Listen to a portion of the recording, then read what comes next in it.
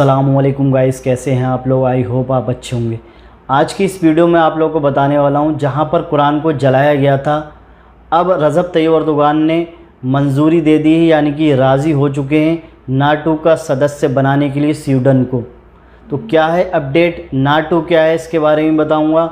और भी इम्पोर्टेंट जानकारी है सऊदी अरब से रिलेटिव, तो वीडियो को लास्ट तक ज़रूर देखिएगा, जिससे आप लोगों को पूरी इन्फॉर्मेशन मिल सके। तो मैं हूं वसीम अंसारी और आप देख रहे हैं वसीम A-to-Z ब्लॉग। तो चलिए वीडियो को शुरू करते हैं। तो सबसे पहली अपडेट मैं आप लोगों के साथ शेयर कर देता हूं, जो कि आ रही है तुर्की से। तुर्की के रजब तैयब अर्दोगान मान गए हैं स्वीडन को, यानी कि नाटो का सदस्य बनाने के लिए। यानी कि नाटो के सदस्य बनने के लिए तुर्की एम्बेसी के सामने भी यानी कि स्वीडन ने कुरान को जलाया था। अभी कुछ दिन पहले ईद के मौके पर भी कुरान को जलाया गया था, लेकिन ये मामला दूसरा था। उससे पहले जो तुर्की एम्बेसी के सामने कुरान को जलाया गया था, वो तुर्की के विरोध में जलाया गया था, क्योंकि नाटो का सदस्य बनने नहीं दे रहा है तुर्की स्वीडन को। तो मैं आप लोगों को बता देता हूँ कि ये नाटो क्या है। नाटो एक संगठन है, इसमें 30 देश शामिल हैं, और अगर किसी और देश को इसमें जोड़ा जाएगा तो 30 देश राजी होंगे, तभी संगठन में उसे जोड़ा जा सकता है। तो स्वीडन इसका सदस्य बनना चाहता है, लेकिन तुर्की राज़ी नहीं है। और इस संगठन का काम क्या है, यानी कि इसमें छोटे और बड़े देश भी शामिल हैं। अगर कोई भी देश इन देशों पे हमला करता है, किसी भी एक देश पे, तो जो 30 देशों का संगठन है, वो संगठन उसकी मदद करेगा। यानी कि सेना से लेके सभी तरीके की मदद की जाएगी अगर कोई भी देश इन देशों में से किसी भी एक देश पे हमला करता है। इसीलिए स्वीडन एक छोटा देश है, वो नाटो की सदस्यता लेना चाहता है, तुर्की राज़ी नहीं है। तो इस समय तुर्की राज़ी हो गया है, लेकिन तुर्की ने एक शर्त रखी है कि हमें यूरोप संघ की सदस्यता दिलवा दी जाए, तो हम नाटो की सदस्यता स्वीडन को दिलवाने के लिए तैयार हैं। तो यूरोप संघ ये भी एक संगठन है नाटो की तरह। इसमें 27 देश शामिल हैं, और इसका काम क्या है, इसमें राजनीतिक और आर्थिक मदद दी जाती है एक दूसरे देशों को।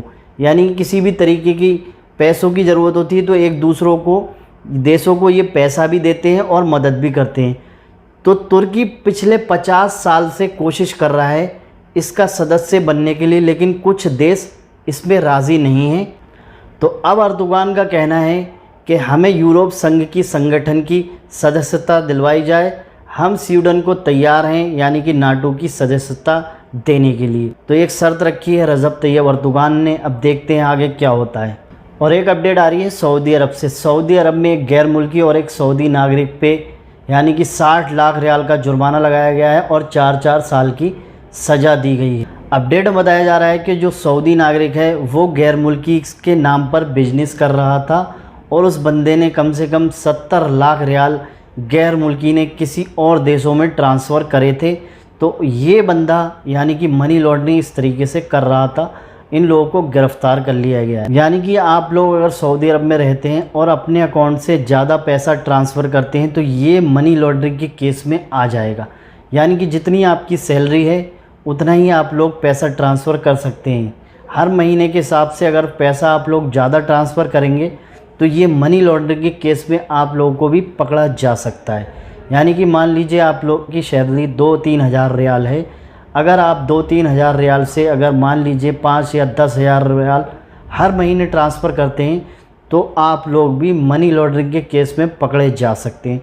तो आप लोग भी सावधान हो जाइए। और एक अपडेट और है, आप स्क्रीन पे देख सकते हैं, क्योंकि इंडिया में इस समय टमाटर काफ़ी महंगा है, तो आप स्क्रीन पे वीडियो को देख सकते हैं। ये वीडियो मतलब इस तरीके से बनाई गई है, 2 बाउंसर खड़े कर रखे हैं, यानी कि टमाटर को कोई हाथ ना लगा सके, इतने महंगे यानी कि टमाटर हो चुके हैं। तो एक बंदे ने इस तरीके का वीडियो बनाया, आप स्क्रीन पे देख सकते हैं। अब अपडेट आ रही है कि इन लोगों को पुलिस ने गिरफ़्तार कर लिया है। यानी कि टमाटर महंगा दिखाने की वजह से किसी भी तरीके से आप समझ सकते हैं टमाटर महंगा है, इसीलिए 2 बाउंसर उन लोगों ने इस वीडियो में दिखाए हैं। अब बताया जा रहा है कि इन लोगों को गिरफ़्तार कर लिया गया है। यानी कि गिरफ़्तार करने की वजह क्या है, यानी कि टमाटर महंगा है, उन लोगों ने इसी पे वीडियो बनाई है ये कि टमाटर महंगा हो गया है, 2 बाउंसर खड़े कर रखे हैं, टमाटर को कोई हाथ नहीं लगा सकता। ये कौन सा उन्होंने जुर्म किया है जो पुलिस ने उन्हें गिरफ़्तार कर लिया। तो इस पे आपका क्या कहना है, कमेंट ज़रूर करिएगा।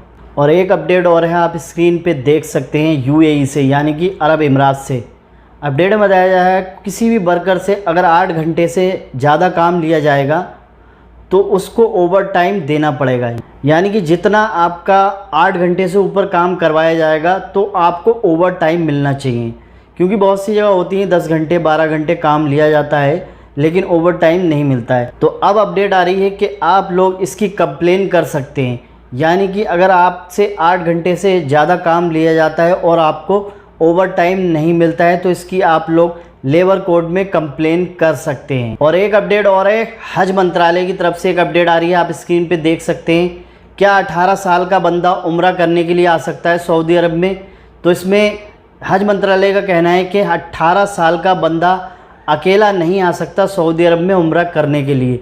यानी कि 18 साल से ऊपर का बंदा अकेला आ सकता है उम्रा करने के लिए सऊदी अरब में।